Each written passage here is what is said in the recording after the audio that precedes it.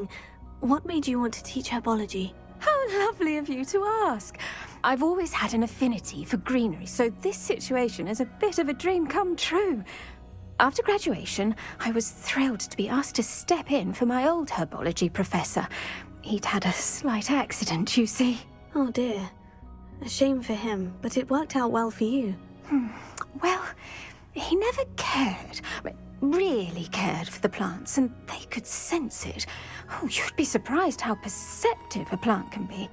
At any rate, the trouble began one day when he cut into a wigan tree. Unfortunately for him, its leaves were hiding a bowtruckle. You may recall the marvelous creatures that resemble a twig.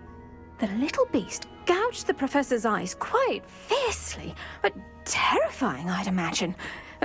Likely for the professor, too. And that's when you took over as the herbology professor? Well, not quite.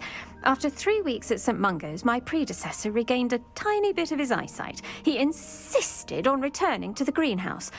Within a week, he claims by accident, kicked a Chinese chomping cabbage, so it was back to St. Mungo's for him. I'm glad everything worked out as it did, and that you're the herbology professor now. Very kind of you to say. I do love these gardens and helping my students grow. Lovely speaking with you. Have a wonderful day. Oh, and remember, be kind to your wigan trees. I was wondering how you decided to teach divination. The art of divination is an important yet often misunderstood branch of magic. Those of us who possess the sight are rare, and, as is often the case with the unique among us, we can frequently be misread, even feared. When I was granted the opportunity to teach others about my gift and the good it can do, I was most grateful. I see. Natty told me that you and she moved here from Uganda, where she had attended Wagadu. Yes, Natsai and I both loved Uganda and Wagadu, but we are happily settled here now. I had foreseen such a change, but did not know the details until it occurred. I was glad of the outcome. You would be wise to remember that the consequences of our actions are complex. And so, divining what is to come is not as simple as gazing into a crystal ball or studying the bottom of a teacup. I find it truly intriguing, even if I don't fully understand it. Intriguing. That is one word for it. And I'm certain you will come to understand many things more deeply in the days ahead. You are a student at Hogwarts, after all. It cannot have escaped you that we in the Wizarding world are forever navigating the seemingly inexplicable. Of course, Professor.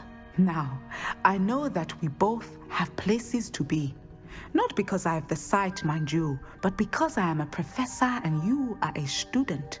I have enjoyed our conversation. Professor Sharp, do you have a moment? Depends on how you intend to use it.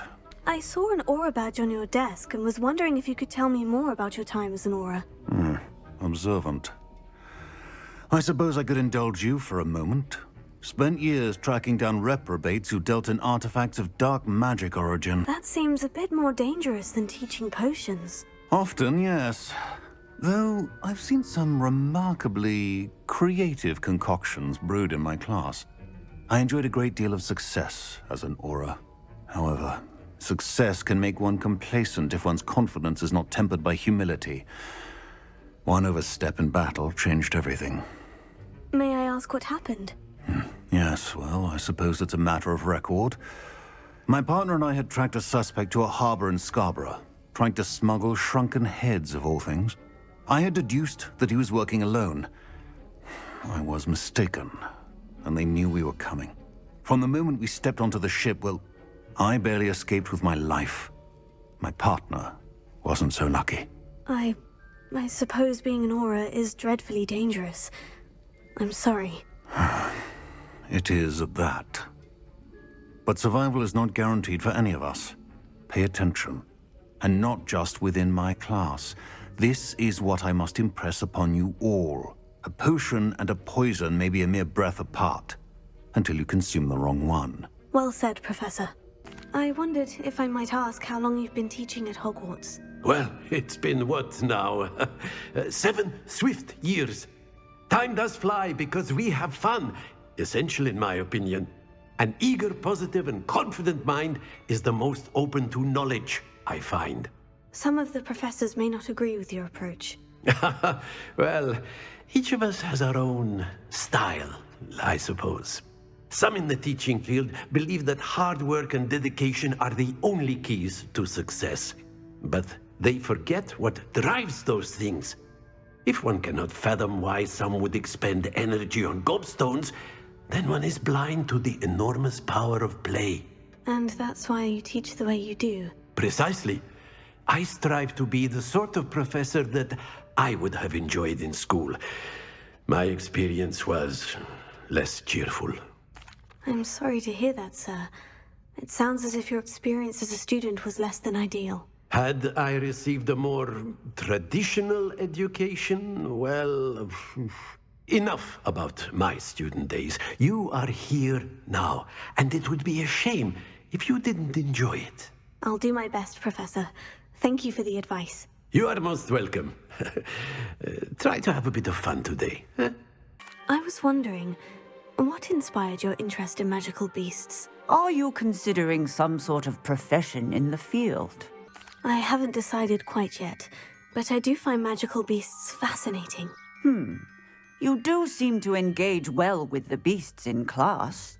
I believe that when choosing a path, particularly of a scholarly nature, one must take into account both one's enthusiasm for a particular subject, as well as how one may best serve the students to whom one is obligated to both inspire and teach. Of course, Professor. When did your path become clear? I recall it quite vividly. It was the summer between my 6th and 7th years. I read in the Prophet about a wizard who'd been selling alchemy eggs and disappeared in the mountains near my home. I knew of the alchemy, of course, from my studies, but they are native to lands east of here, such as India. I wondered if it was possible that an alchemy could be so nearby. Hence, I went to find it. What type of beast is an alchemy? It is a spectacular beast. A feathered, winged serpent-like creature that can grow or shrink to fit a particular space. Its eggs are made of pure silver, hence the desire to trade in them. Seems quite a challenge, finding an alchemy in the mountains. It was. After a few days, during which my parents grew increasingly annoyed at my absence, I found what little remained of the wizard egg trader. He was near a tree hollow, and there, inside, was a nest with 7 silver alchemy eggs. What did you do with them? Nothing. Beasts are to be valued for what they can provide for wizard kind. Protective clothing, potion ingredients, even wand cores. Only poachers see the value in ending a beast's life for galleons. I left the eggs alone. I hid, and moments later, the beast flew right over my head. Breathtaking. She then seemed to all but disappear as she shrunk to fit into the hollow. That sounds incredible. Indeed. I knew in that moment that I needed to understand all that I could about beasts and ensure that wizard kind learned to benefit properly from them. Now, I trust that I have answered your question. You would do well to continue your study of beasts, regardless of your chosen path. Beasts and all that they provide will vastly improve your life, and perhaps one day even save it. I shall remember that, Professor. Thank you. I wondered, did you attend Hogwarts? I did. I am a proud member of Ravenclaw House. Why do you ask? I was curious as to how Hogwarts has changed over the years. I see. Well, the castle itself, as I'm sure you have surmised, is full of surprises. I dare say more than the staircases change around here. As for the students, well, they seem to get more capable every year. Although, we got up to just as much mischief in my day as you seem to now. I used to look the other way at all sorts of roguery when I was head girl. I can tell you, however, that I did once admonish a certain Phineas Nigella's Black for enjoying a sugar quill during a lecture. I hadn't realized that you and Professor Black were, students here together. Appearances can be deceiving. You see, I was once wounded by time itself. Time itself? I never would have imagined such a thing. Ah, well, it was the risk I took with my prior position. You may or may not have heard that I was an unspeakable at the Ministry for years. An unspeakable? What does... As you might suspect, I cannot speak about what we did. Suffice it to say, the job was not without its hazards. Now, I hope I've satisfied your curiosity for the moment. You have. Thank you for speaking with me, Professor. Keep up with your wand work. One must always be prepared for mischief, both inside and outside of the castle.